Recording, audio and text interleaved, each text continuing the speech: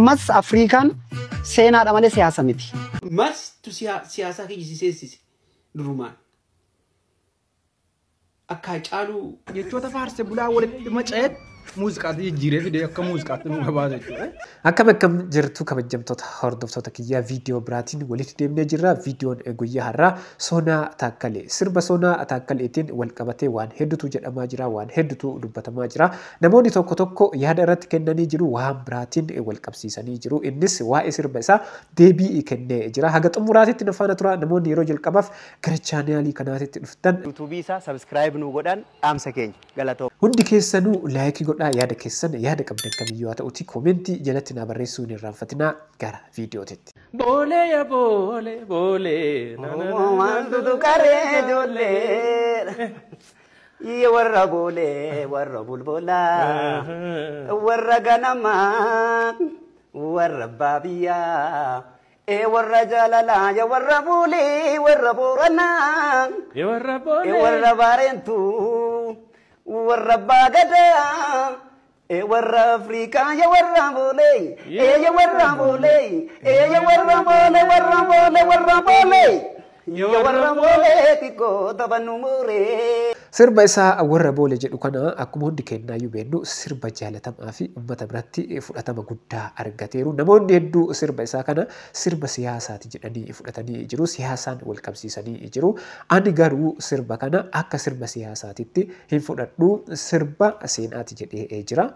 Namoonni hedduun baay'ee warra boolee akka siyaasaatti fudhataman akka siyaasaatti ilaalle agamma. Siyaasas natti hin fakkaatu akka kiyyatti. Ya warra boolee warra bulbulaa warra ganamaa warra baabiyyaa warra jaalalaa ya warra boolee warra Afrikaa jedhamti rek loloonsa akkas jedha. Warra bulbulaa warra ganamaa yogguu jedhu siyaasa natti hin fakkaatu. Abbummaa biyya kanaa yookiis immoo abbummaa biyyaa boolee yookiis finfinnee walumaa gala dachee tufaamunaa kana warra ganamaa jedhee kaa'ee malee siyaasa natti hin fakkaatu. Namni garuu akka barbaadetti fudhachuu danda'a. Isa keessa galuullee barbaadee miti yaani seenaadhaanaaf. Kanaafuu waa'ee sirba isaa akkanatti lafa kaa'ee jira. Namoonni hedduu sirba kana siyaasaan wal qabsiisanii ilaalanis ana immoo akka siyaasaatitti hin fudhadhu, sirba seenaati jedhee jira. Sirba isaa Haarawaa Afrikaa jedhu irrattis namoonni hedduu waan garagaraan wal qabsiisanii yaada hedduu irratti kennanii jiru.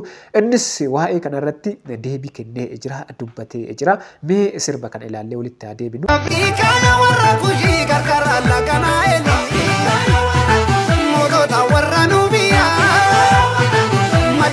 Laga morbori Kambulchu warra abbaa biyyaa na jedhi. Kambulchu warra abbaa biyyaa dhageesse yaa tiru biyya ofii irratti illee qoosaan hin jiru jedha. Dhageesse yaa tiru biyya ofii irratti illee qoosaan hin jiru.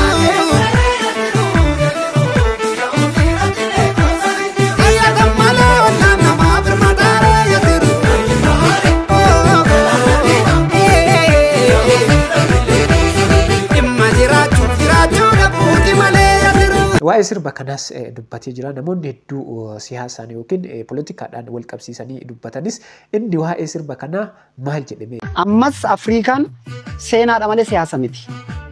Afrikaan sana keessatti warra kush ilaallata. Warri kush hundee saba akkamii ture yookiis immoo hortee akkamii ture. Warri kush kuni qarooma akkamii addunyaaf gumaachaniiru. Eessa turanii warreen kamii ka jedhudha amma Afrikaa kana keessatti jechuudha. Afrikaa yaa warra kushii qarqara laga Naayilii mootota warra Nuubiyaa maddi kee laga mormorii kan bulchuu warra baadiyyaadha.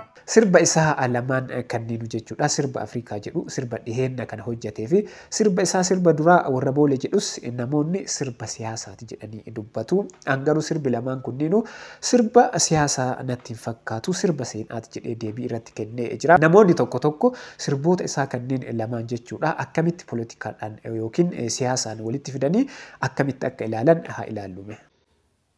Boleessi keenya kun amma yaa turuutu hedheessi sossobata. Afaan dammaatiin jechuudha. Daangaan Oromoo, daangaan uummata Oromoo amma eessati? Laga diimaadha. Daangaan teenya laga diimaadha.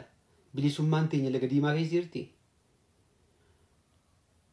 Bahardar kan Amaarat hin jenne, Maqaleen kan Tigraay hin jenne, eessan Oromoon immoo laga diimaa bira dhaqe. So warra itti fayyadamutu warra bilxiginnaatitu afaan kaa'ee iyyisiise. Maaltu siyaasaa keessa si jedhe? Namni kun maaltu siyaasaa keessa si seensise durumaan? Akka caaluu maa ummata bira hin dhaabbatin? Maa waa ofirratti hin ciccin? Ani tiruu keetii moti. Ani obboleessa keetii moti akka Oromootitti. Oromoon obbolaa keetii moti. Oromoon waan ofii barbaadde. Waa'ee Finfinnee gaafa kan Oromooti ittee sirbitu namni hunduu keenya waan ta'eef, haqa keenya waan ta'eef, dhugaa keenya waan ta'eef, waan hunduu keenya jenna. Kuni garuu lagni diiman kan Eertiraati. Oromoo wajjin walitti hin qabatu. Waa Oromootii moti. Akka ilaalcha isaatitti sirba isaa kanneen yookiin sirba isaa kana poolitikaa yookiin siyaasaan walitti fidee akkanatti ilaalee jira. Keessattuu qaama yeroo ammaa biyya bulchaaru kana wajjin akka hidhata qabuu fi akka isaaniif hojjetaa akka isaaniif dubbataa jirutti jechuudha kan inni dubbatee jiru. Gidduu kana arfaasaa sirbaa tokko ta'een beekamu sirbi gidduu kana babaa jira. Sirbooti babaa jiran kana keessa kan soonta akkalee kuni yeroon taa'ee ilaalu walaloo isaaf taabuu lammuutu hojjete yeedaloo sanfaa isaa lalisaatu hojjete jechuudha. Afrikaa waay waan jedhuuf Afrikaaf iyya qoftee malee jechuudha. Waan tokko sirbi isaa jalan jiru. Sanuma keessaan immoo yeroo isin Afrikaa jalan isaan waa jechi tokko tokko dhagahamtu kijibaa ganan jedhan kijiba jechuudha. Nuti warra Afrikaa bulchee beeku jechoota faarsee bulaa walitti maca'eet muuziqaatti jijjiiree fidee akka muuziqaatti nu gabaasa jechuudha. Nuti warra Afrikaa itti bulchitanii beektan billaalee Itoophiyaa iyyuu nama hunda bulchine yoo Wallaggaa nama biraatu bulcha, Amaaraa nama biraatu bulcha, Tigraay dhibbee nama biraa bulchu cinqamaara. Nuti warra Afrikaa bulchu waay kijiba guddaa.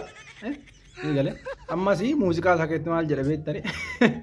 Dhimma ulaa galaana dhimma jiraachuu dhabuuti. Dhimma jiraachuu dhabu ulaan galaanaa nu fayyada itti gammannaa faayidaa guddaa nuuf qaba garuu jecha kijibaa jechuudha. Emotional damage! Dhimmi jiraachuu dhabu nama teessisu yoo wana maalee giddaa dhimmi jiraachuu dhabu marii waan adda addaa hin barbaachisu mankaate dhaxxachuu. Kanaafuu kunis kijiba muuziqaa kana duraas akka tokko waltajjii fuutee busheessii tamasaan bareedduu fakkaatu ture sirbiin duraallee. Wallaahi ani immoo waan namni ajaa'ibsiifadhu jechuudha. Diris isa awwaardii Hacaaluu Hundeessaa qopheessana. Sirba sirriitti xiinxaluu beekachuu. Sirriitti xiinxalee sirba siyaasaas ta'uu dhabu sirba loogii dubbatu adda baay'ee sirriitti beekanamchisu. Kanaafuu awwaardii irratti waamuu dhabeedha. Nan dinqisiifadha gamana wallaahi isa. Akka uummata biratti fudhatama argatee fi akka uummata biratti jaalala guddaa argateef sirbi isaa kun awwaardii kana irratti dhiyaatee mo'achuu ture yookiin awwaardii kana irratti dhiyaachuu ture garuu isaan ammoo ilaalanii keessaa hambisanii jiru. Inni biraa ammoo haasaa guddaa ta'e namoota hedduu kan ajaa'ibsiisee jiru uffannaan inni uffatee kilippii sirba isaa kana irratti ittiin dhiyaate. Uffannaan isaa kun ammoo kooppiidha yookiin maayikiliin wal bira qabsiisuudhaan namoonni hedduu yaada garaagaraa irratti kennaa jiru. Diris maal jedhee wanta isa ajaa'ibsiifadhe sirbuun sirba garee tokko haarsa garee tokko sirba siyaasaa ta'ee awwaarda Hacaaluu irratti akka inni hirmaanne godhe jechuudha. Inni immoo garuu sun takka illee mafaallaa kana sirbuun sirba siyaasaa jedhe jechuudha. Sirbichi sirba siyaasaa hin kijiba malee.